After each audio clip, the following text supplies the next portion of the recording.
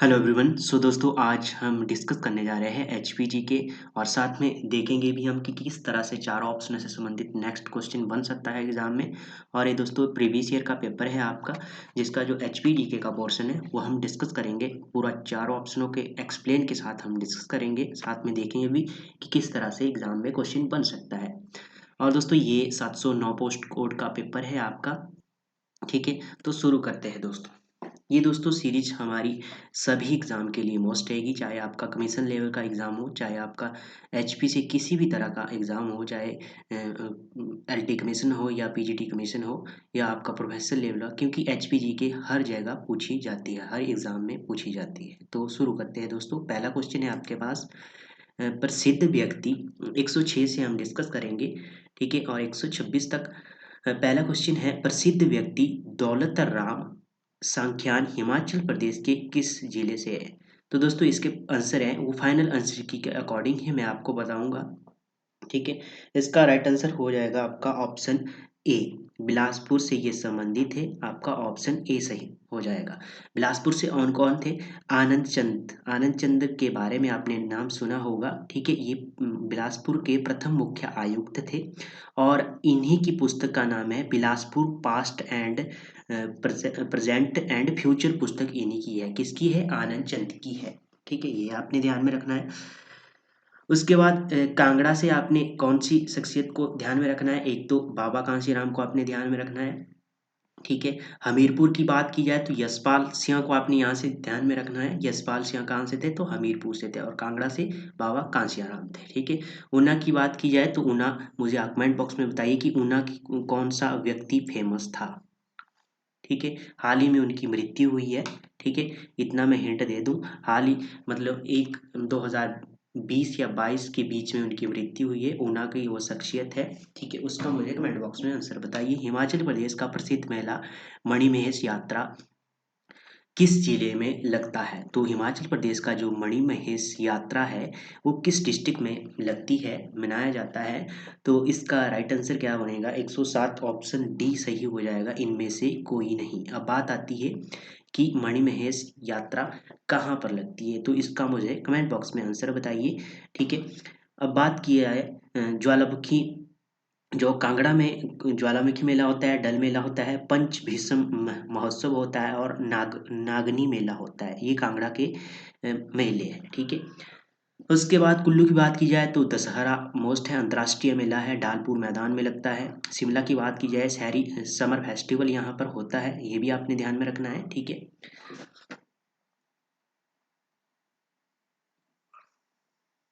और शिमला की बात की जाए तो शिमला में कौन कौन से मेले लगते हैं? सबसे पहले तारा देवी का लगता है, तारा देवी का मेला लगता है, ठीक है, तारा देवी के मंदिर के पास। और उसके बाद है घुंड मेला लगता है, भैंसे का मेला लगता है, पुडग पुडग मेला, ये आपने ध्यान में रखना है, ये पूछा जा रहा है एग्जाम में। पुडग मेला कहाँ पर लगता है? तो ये भी शिमला में लगता है। सीपी लगता है, पत्थर का खेल हलोग में लगता है, ये सभी को पता है। और भैंसे की मेले की बात की जाए तो मसोबरा में लगता है। बिसु की बात की जाए तो ये मेला भी शिमला में ही लगता है, ठीक है। आगे है 108 question, Nadaun sub division Himachal Pradesh के कौन से जिले का भाग है? तो ये कौन से जिले का भाग है नादौन सब डिवीजन? बात की जाए, ये है आपका दोस्तों नादौन। नादौन आता है आपका, इसका राइट आंसर हो जाएगा ऑप्शन डी, इनमें से कोई नहीं। और नादौन की बात की जाए तो नादौन से हाल में कौन सी शख्सियत एमएलए विधायक बनी है, उसका मुझे कमेंट बॉक्स में बताइए। और नादौन सब डिवीज़न की बात की जाए तो ये हमीरपुर डिस्ट्रिक्ट में है, ठीक है। हमीरपुर डिस्ट्रिक्ट का ये पोर्शन है, सब डिवीज़न। हिमाचल प्रदेश में तीर्थन किसकी सहायक नदी है? तीर्थन की बात की जाए तो तीर्थन किसकी सहायक नदी है दोस्तों? तीर्थन की बात की जाए तो ये है दोस्तों ऑप्शन ए सही हो जाएगा, ब्यास की। ब्यास की तीर्थन सहायक नदी है। जियोनी भी इसकी सहायक नदी है। देरा है, देहर है, और सजयोन है, सोलंग है, मलाना है, पार्वती है, ये इसकी सहायक नदियां हैं। सतलुज की बात की जाए, बसपा सहायक नदी है, स्पीति है, रोपा है और मुलगांव है, ये इसकी सहायक नदियां हैं। मोस्ट ही की बात करेंगे हम, जो किसी एग्जाम में पूछी गई है। यमुना की बात की जाए तो ट्रांस है, पब्बर है, गिरी है, बाटा है, जलाल है और आंध्रा है, ठीक है। ये भी आपने ध्यान में रखना है, आंध्रा भी आपने ध्यान में रखना है। ये भी किसकी सहायक नदी है? यमुना की है। उसके बाद बात की जाए चिनाब। चिनाब जल घनत्व के हिसाब से हिमाचल प्रदेश की सबसे बड़ी नदी है। जल घनत्व के दृष्टि से देखा जाए तो चिनाब नदी है, ठीक है। और इसकी सहायक नदियां है चंद्रा और भागा। ये आपने ध्यान में रखना है, ठीक है। हिमाचल प्रदेश में चंद्रताल है एक। चंद्रताल क्या है दोस्तों? इस इस झील के बारे में मैंने काफी बार बता दिया है आपको। तो यदि किसी को भी इसका पूरा एक्सप्लेन आता है तो आप कमेंट बॉक्स में मुझे बताइए कि चंद्रताल, इसे लोहित सरोवर किसने नाम दिया, ठीक है, इसे लेक ऑफ मून कहते हैं। तो पूरा बताइए मुझे इसका एक्सप्लेन करके कमेंट बॉक्स में। ये क्या है दोस्तों? तो ये है दोस्तों 110 क्वेश्चन का ऑप्शन सी, एक झील है, ठीक है।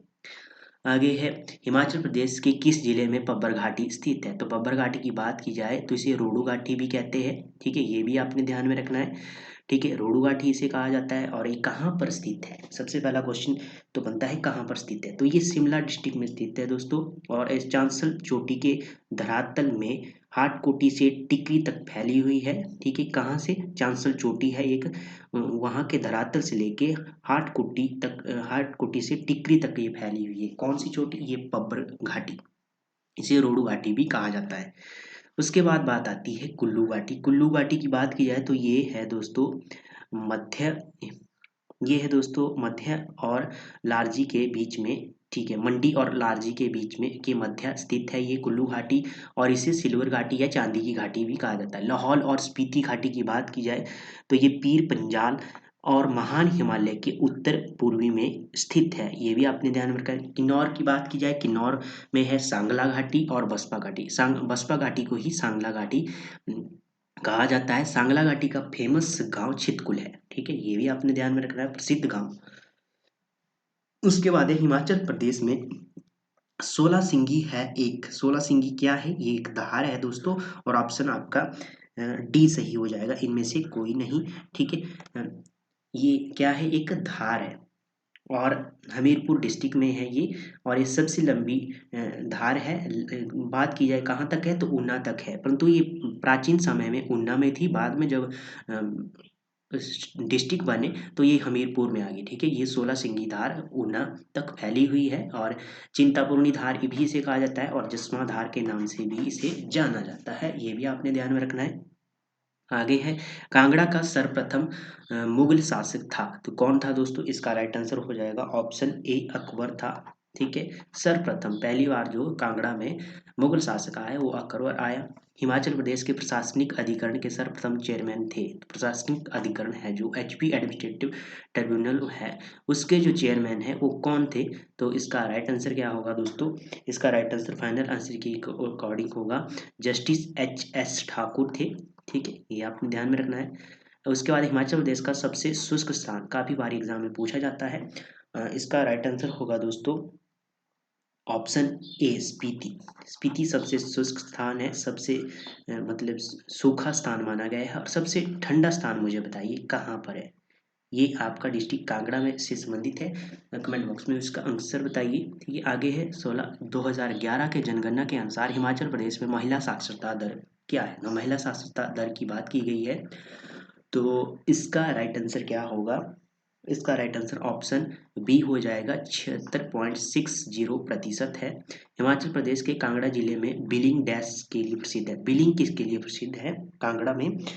तो इसका राइट आंसर हो जाएगा ऑप्शन ए, हैंग ग्लाइडिंग के लिए प्रसिद्ध है। Himalayan hill state regional council किस वर्ष स्थापित हुआ? तो ये कब स्थापित हुआ?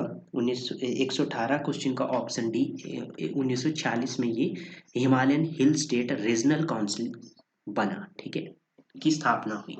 गुलेज स्टेट की स्थापना किसने की? तो गुलेज स्टेट की स्थापना किसने की? 119 का राइट आंसर होगा आपका ऑप्शन ए, हरिचंद, ठीक है। बात की जाए इसके अंतिम शासक कौन थे? तो राजा बलदेव चंद्र थे, ये भी आपने ध्यान में रखना है। वास्तविक नाम की बात की जाए तो गुलेर का वास्तविक नाम ग्वालियर था, जो गोपाल प्लस ग्वाला से बना था, ठीक है। आगे है आपका 120 क्वेश्चन, हिमाचल प्रदेश के संघीय क्षेत्र कब से कब तक था? कब से कब तक था संघीय क्षेत्र? 120 क्वेश्चन का आंसर होगा ऑप्शन सी, 1956 से लेके 1971 तक क्या हुआ? ये संघीय प्रांत यूनियन टेरिटरीज रहा, ठीक है, हिमाचल।